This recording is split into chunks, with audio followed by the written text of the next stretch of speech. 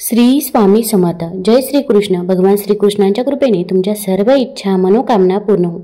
All-rounder या Marathi YouTube चॅनलवर तुमचं मनापासून स्वागत आहे. उद्या आहे श्रीकृष्ण जन्माष्टमी आणि या जन्माष्टमीच्या दिवशी जर आपण काही उपाय केले, काही सेवा केल्या तर त्या खूप प्रभावी ठरत असतात. कारण की या दिवशी विष्णू तत्व हे 1000 पटीने कार्यरत असतं. भाद्रपद महिन्याच्या कृष्ण पक्षातील अष्टमी तिथीला दरवर्षी कृष्ण जन्माष्टमी साजरी केली जाते. भगवान श्रीकृष्णांचा जन्म या दिवशी झाल्याने सर्व भक्त या दिवशी भक्तिभावाने कृष्णाची पूजा आणि व्रत करतात. कृष्ण जन्मोत्सव हा भाविकांसाठी मोठा सोहळा असतो. हिंदू धर्मात जन्माष्टमी मोठ्या आनंदात साजरी केली जाते. भगवान विष्णूंचा 8वा अवतार म्हणजे श्रीकृष्ण. त्यांचा जन्म भाद्रपद महिन्याच्या कृष्ण पक्षातील अष्टमीला रोहिणी नक्षत्रात झाला होता. जन्माष्टमीची अष्टमी तिथी ही रोहिणी नक्षत्राच्या योगावर ठरते. यावर्षी अष्टमी तिथी आणि रोहिणी नक्षत्र वेगवेगळ्या दिवशी येत असल्यामुळे जन्माष्टमी 2 दिवस असणार आहे. पंचांगानुसार 15 ऑगस्टला अष्टमी तिथी रात्री 11:49 सुरू होईल आणि 16 ऑगस्टला रात्री 9:34 संपेल. त्यामुळे कृष्ण जन्माष्टमी ही आपल्याला 15 ऑगस्टला साजरी करायची आहे. आता आपल्याला जो काही उपवास करायचा आहे तर तो उपवास देखील आपण 15 ऑगस्टला सकाळी तसेच संध्याकाळी देखील उपवास करायचा आहे. आणि हा जो काही उपवास आहे तर तो उपवास रात्री सोडला जातो. मग तुम्ही रात्री 12:47 हा उपवास सोडू शकता.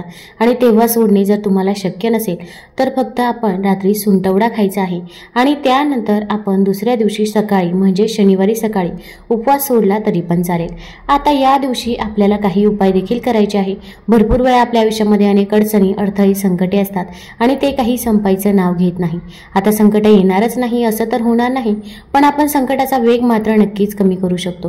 तसेच आपण मेहनत तर घेत असतो, पण मेहनतीचे देखील आपल्याला पाहिजे तसे फळ हे काही केल्या मिळत नाही. मग आपल्या कष्टाला नशिबाची साथ मिळण्यासाठी, आपल्या आयुष्यातील दुःख, दारिद्र्य, गरिबी दूर होण्यासाठी या दिवशी कोणते उपाय करावे, कोणत्या सेवा कराव्या याच्याबद्दलची माहिती मी आज तुम्हाला या व्हिडिओमधून देणार आहे. तत्पूर्वी तुम्ही ऑलराऊंडर या मराठी यूट्यूब चॅनलवरती नवीन असाल तर चॅनल लाईक करा आणि सबस्क्राईब देखील करा. तसेच कमेंटमध्ये श्री स्वामी समर्थ किंवा जय श्रीकृष्ण लिहायला विसरू नका, जेणेकरून आपल्याला देखील भगवान श्रीकृष्णांचा आशीर्वाद हा प्राप्त होईल.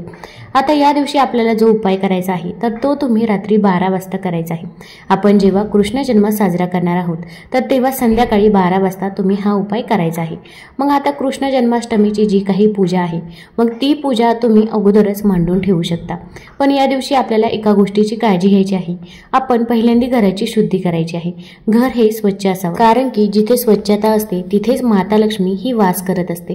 तसेच आपण घरामध्ये नकारात्मक देखील बोलत असतो किंवा काही घरामध्ये अगदी श्रावणामध्ये देखील मांसाहार केला जातो किंवा घरामध्ये बाहेरची व्यक्ती मांसाहार करून येत असतात. मग अशा वेळेस आपण घराची शुद्धी करायची आहे. तर आपण काय करायचं आहे, गोमूत्र घरामध्ये शिंपडायचं आहे किंवा पाणी घ्यायचं आहे, पाण्यामध्ये हळद टाकायची आहे आणि हे पाणी आपण घरामध्ये शिंपडायचं आहे. बेडरूममध्ये, हॉलमध्ये, किचनमध्ये सर्व ठिकाणी हे पाणी शिंपडावं.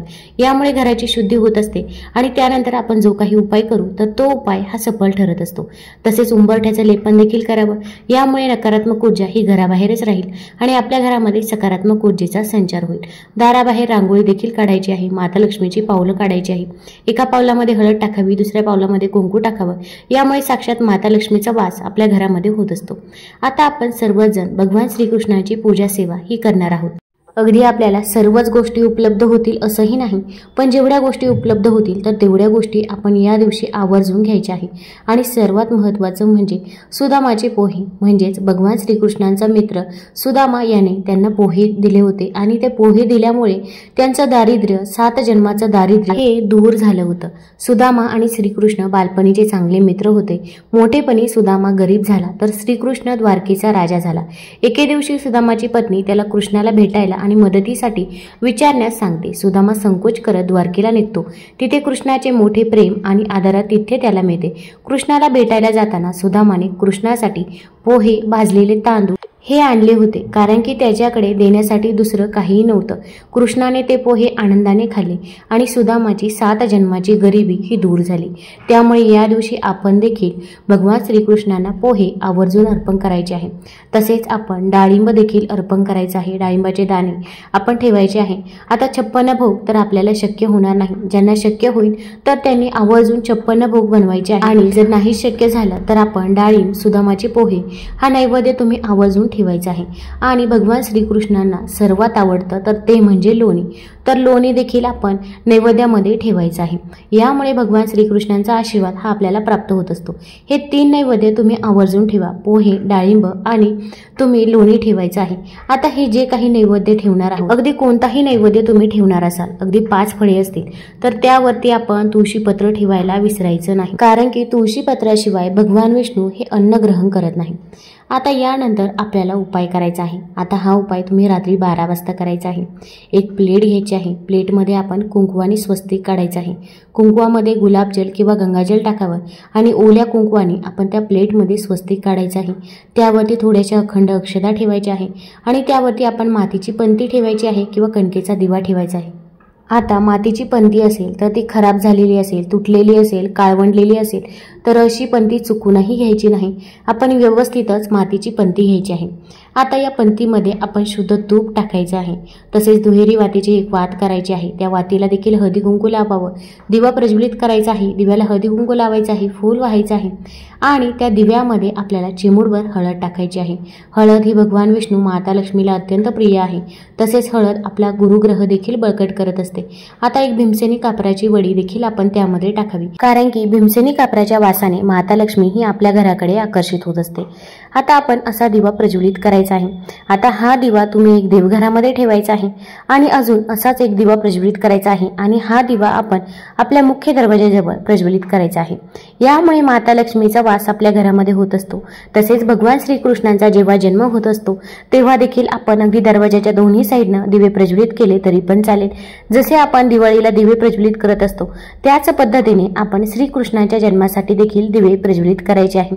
घराच्या बाहेर देखील दिवा प्रज्वलित करावा, देवघरामध्ये देखील आपण असा दिवा हा ठेवायचा आहे। आता यानंतर आपल्याला काही सेवा करायची आहे। भरपूर वेळा आपण फक्त उपाय करतो, पण त्यासोबत जर आपण काही सेवा केल्या नाही तर त्याचा आपल्याला काही एक रिझल्ट बघायला मिळत नाही। त्यामुळे सेवा करणे देखील तितकेच गरजेचे आहे। आता या दिवशी जेव्हा आपण भगवान श्रीकृष्णांना अभिषेक करत असतो तर त्यामध्ये देखील आपण एक तुळशीपत्र हे आवर्जून टाकायचं आहे। आता अगदी तुम्ही या ज्या काही सेवा आहे तर तुम्ही 12:04 ते 12:47 या वेळेमध्ये तुम्ही या सेवा करू शकता। तर आपल्याला भगवद्गीतेमधील 15वा अध्याय पठण करायचा आहे। अगदी पठण करणे शक्य होत नसेल तर मोबाईलवरती लावून द्या, श्रवण केलं तरी पण चालेल, पण या दिवशी आपण भगवद्गीतेमधील 15वा अध्याय हा आवर्जून पठण करायचा आहे। आता यानंतर आपल्याला गीतेची 18 नावे देखील घ्यायची आहे। गीता, गंगा, गायत्री, सीता, सत्या, सरस्वती, ब्रह्मविद्या, ब्रह्मावली, त्रिसंध्या, मुक्तगेहिनी, अर्धमात्रा, चिदानंदा, भवग्नी, भवनाशिनी, वेदत्रयी, परा, अनंता, तत्वार्थज्ञान मंजिरी ही 18 नावे आपण आवर्जून गीतेची घ्यायची आहे। याचा तुम्ही स्क्रीनशॉट देखील काढून घेऊ शकता।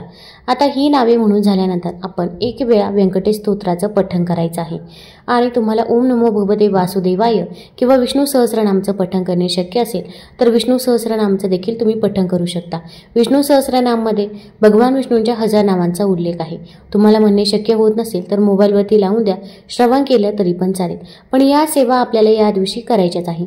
अगदी या वेळेमध्ये जर तुम्हाला सेवा करायच्याच असतील तर तुम्ही भगवद्गीतेमध्ये 15वा अध्याय पठण करायचा आहे किंवा तुम्ही गीतेची 18 नावे ही पठण करा आणि यानंतर तुम्ही व्यंकटेश स्तोत्राचं आणि विष्णू सहस्रनामचं पठण किंवा श्रवण करा। यामुळे आपल्याला भगवान विष्णू माता लक्ष्मीचा आशीर्वाद हा प्राप्त होईल। आता या सेवा करून झाल्यानंतर तुमची जी काही इच्छा आहे, मनोकामना आहे तर ती तुम्ही भगवान विष्णू माता लक्ष्मीला सांगायची आहे। मग कठीणातील कठीण कोणतीही इच्छा असो तर ती तुम्ही तिथे व्यक्त करू शकता। संतान प्राप्ती होत नसेल, विवाह जुळून येत नसेल किंवा नोकरी मिळत नसेल किंवा व्यवसायामध्ये प्रगती होत नसेल, जे काही आहे तर ते आपण मनापासून आणि श्रद्धेने सांगायचं आहे। आता यानंतर आपण आपला उपवास सोडायचा आहे। 12:47 तुम्ही उपवास सोडायचा आहे।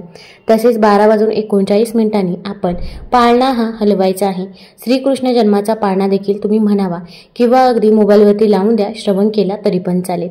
यानंतर आता आपल्याला नैवेद्य ग्रहण करायचा आहे। आपण सुंठवडा देखील खायचा आहे, कारण की हा जो उपवास आहे तर तो सुंठवडा खाऊनच सोडला जातो।